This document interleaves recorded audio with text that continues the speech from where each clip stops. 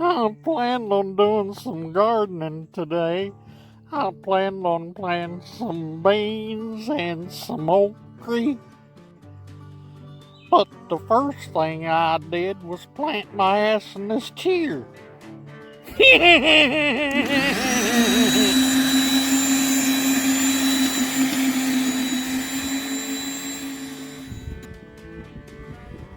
I'm done tired. Instead of sitting there feeling sorry for yourself, you could be marking off some rows. I'm not feeling sorry for myself, I'm tuckered out.